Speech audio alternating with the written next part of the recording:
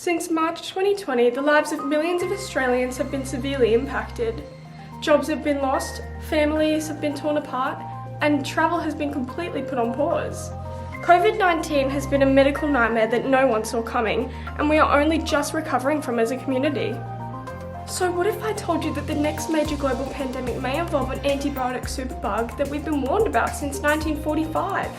We just haven't been listening. Hi! I'm Georgia. I'm Bianca. I'm Georgia. I'm Naomi. I'm Danny, and you're watching Biology Bootcamp! Welcome to Bootcamp 1 cadets. I'm your chief instructor, and today we will be looking into antibiotic resistance, specifically MRSA. So how is bacteria harmful to us, and how do antibiotics combat this?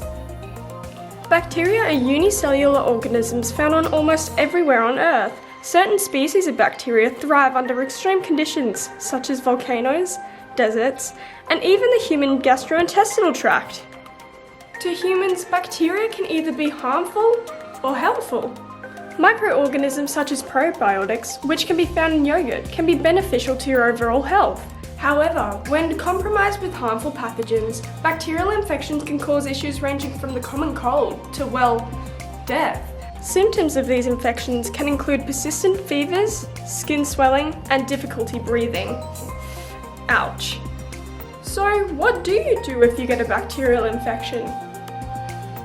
Most bacterial infections can be combated with antibiotics. Antibiotics either kill the harmful microorganisms or cease further multiplication. When required, this medication can be prescribed to you by your local doctor. So what is antibiotic resistance? And why should we care? Antibiotics are one of the most revolutionary discoveries in the world of healthcare. They were developed to fight bacterial infections that can cause fatal diseases. When bacteria become resistant to an antibiotic, it means that the antibiotic can no longer kill them. If all bacteria became resistant to antibiotics, the health consequences would be devastating. Now, what is MRSA?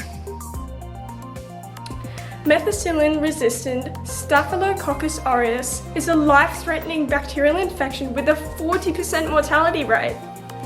It stems from the bacteria Staphylococcus aureus, which is present in 1/3 of the population. MRSA has become even more threatening, as it has become resistant to many antibiotics, including vancomycin. So how exactly does MRSA gain its immunity to antibiotics?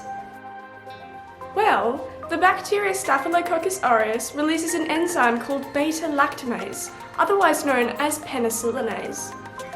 The penicillinase enzyme inactivates the beta-lactam antibiotics by catalyzing the hydrolysis reaction of the beta-lactam. To be more in-depth, the peptide bond of the four-membered beta-lactam ring is hydrolyzed. This destroys the antimicrobial action of the antibiotics and gives resistance to Staphylococcus aureus. The MECA gene also assists in giving antibiotic-resistant properties. The MECA gene codes for an altered penicillin-binding protein, PBP2A, which binds beta-lactam antibiotics with lower attraction.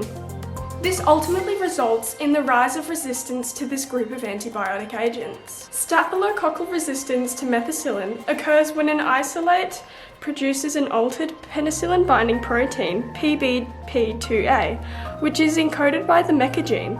The variant penicillin-binding protein binds beta-lactams with lower avidity, which results in resistance to this class of antibiotic agents. Although MRSA is named after its methicillin-resistant bacteria, it gained its methicillin-resistant properties in the mid-1940s, roughly 14 years before the first use of methicillin. This was due to the natural evolution of the bacteria, coupled with the overuse and inappropriate use of penicillin to treat Staph aureus infections. To combat the rising threat of antibiotic resistance, here's some things you can do. Only use antibiotics when prescribed by a certified doctor, commit to good hygiene practices, and keep your vaccinations up to date. Thank you for tuning into this week's episode of Biology Bootcamp, where we covered antibiotic resistance. Tune in next week where we cover DNA replication. See you then, soldiers.